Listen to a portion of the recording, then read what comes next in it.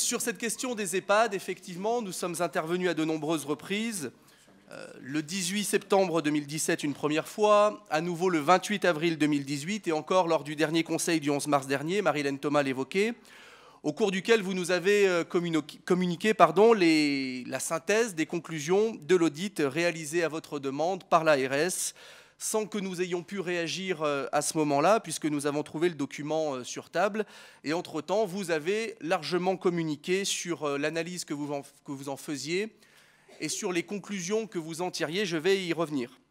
Mais, pour reprendre ce que disait notre collègue, vous n'avez pas tenu parole, puisque vous vous étiez engagé, il y a fort longtemps déjà, à nous communiquer l'intégralité du contenu de l'audit le jour où vous le recevriez, ce qui n'a pas été fait.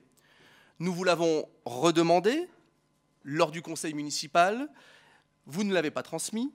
Nous l'avons redemandé par courrier, alors notre collègue a eu une réponse, nous n'en avons pas eu. Vous nous privez volontairement d'informations, ne serait-ce que sur la réponse intermédiaire qui a été produite par la ville entre les premières conclusions, le courrier de réponse de la ville et les dernières conclusions qui ont permis de lever un certain nombre d'observations. Nous l'avons demandé, vous ne nous l'avez pas communiqué, cela nous interroge. Ensuite, sur le fond, vous avez conclu qu'il n'y avait, je vous cite, aucun problème de maltraitance dans les EHPAD stéphanois, renvoyant celles et ceux qui avaient eu recours à ce terme à une posture finalement de malveillance. Et que les choses soient claires, jamais personne n'a laissé entendre que dans nos établissements, certains personnels passeraient une grande partie de leur temps à maltraiter physiquement ou moralement les résidents.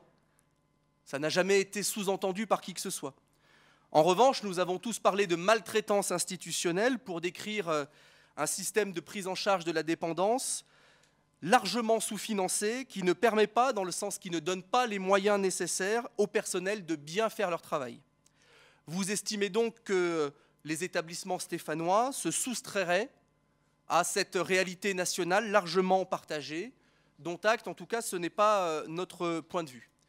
Mais même si tout va bien à Saint-Étienne, en tout cas dans nos EHPAD, vous avez quand même annoncé des mesures, notamment de renforcement du personnel, preuve, s'il en était besoin, que ceux qui dénonçaient le manque de moyens humains étaient dans le vrai, puisque aujourd'hui vous recrutez.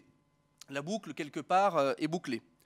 Parmi les différents recrutements, donc 5 aides-soignants qui vont venir gonfler l'équipe de personnel dite volante, dans laquelle se trouvent déjà 5 AVS qui ont été grappillés après la négociation du CEPOM et qui font aujourd'hui office d'aide-soignants au profit d'un glissement de tâches qui d'ailleurs n'est pas satisfaisant.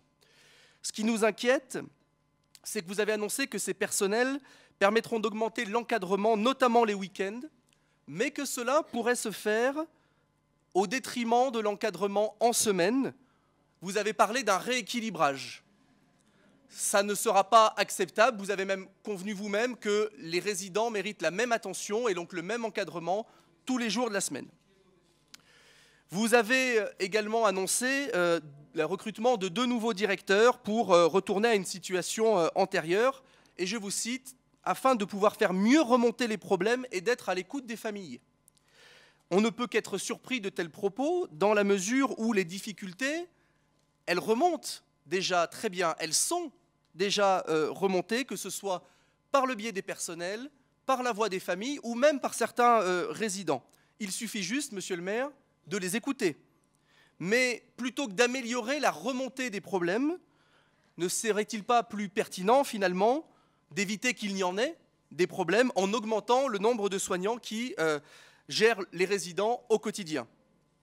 Mais aujourd'hui, je veux qu'on se projette vers l'avenir, puisque nous allons très bientôt dans la phase de négociation du prochain CEPOM qui devrait intervenir à compter de 2020. Et nous sommes effectivement d'accord au moins sur un point, c'est qu'une grande partie des difficultés actuelles proviennent du fait que le CEPOM en cours est largement sous-doté. Aussi, nous souhaiterions savoir, monsieur le maire, ce que vous comptez défendre très précisément au regard de la situation de nos EHPAD stéphanois dans le cadre des futures négociations.